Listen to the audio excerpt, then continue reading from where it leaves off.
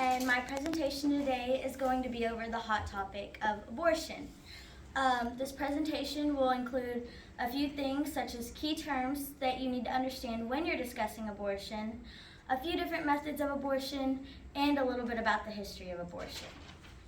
So the first thing that we're going to go over are some of the key terms in abortion. I think that it's important for all of us to understand these terms before I give you the definition of abortion. All of these definitions came from Merriam-Webster's online dictionary.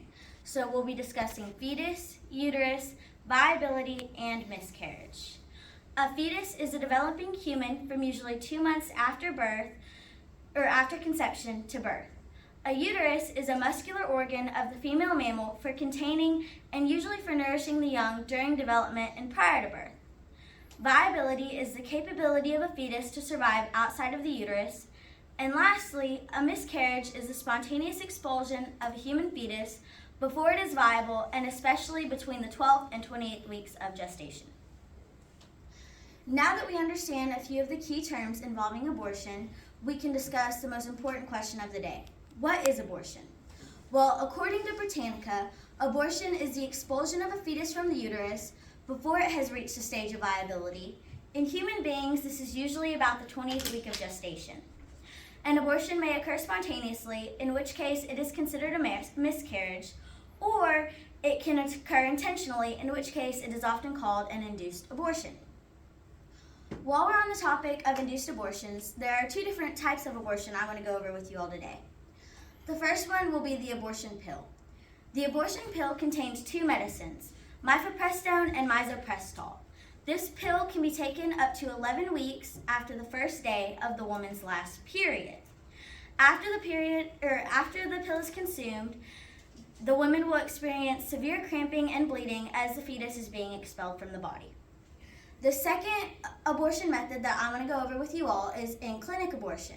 Now, this method has extremely limited access.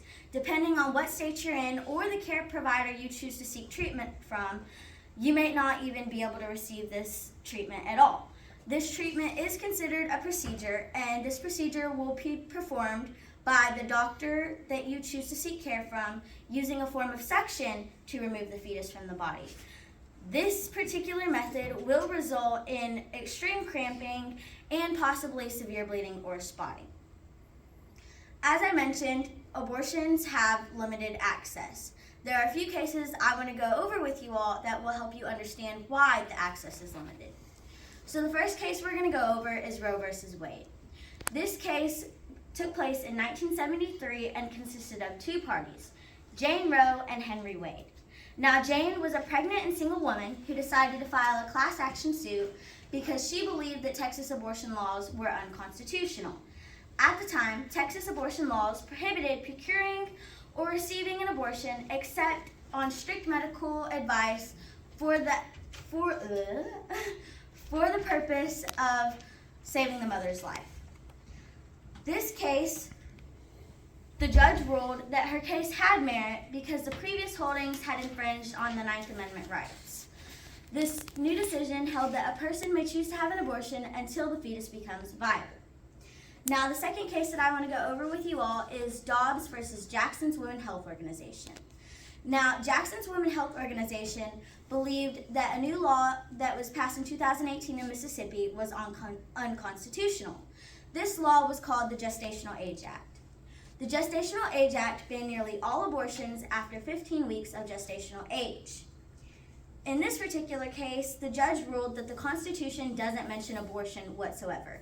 The right is neither deeply rooted in our history or an essential component of ordered liberty. And because of this, the previous case, Roe versus Wade, was overturned.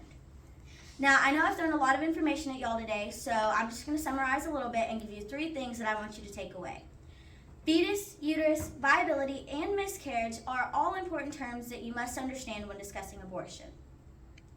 An abortion can be intentional, in which case it's considered a miscarriage, or it can be performed either using the abortion pill method or the in-clinic method. And lastly, there are 2 different cases that have strongly impacted the history of miscarriage. The first one being Roe v. Wade, in which case it was ruled that abortion is a constitutional right, and the second being Dobbs versus Jackson's Women's Health Organization, in which case that constitutional right was taken away. Thank you.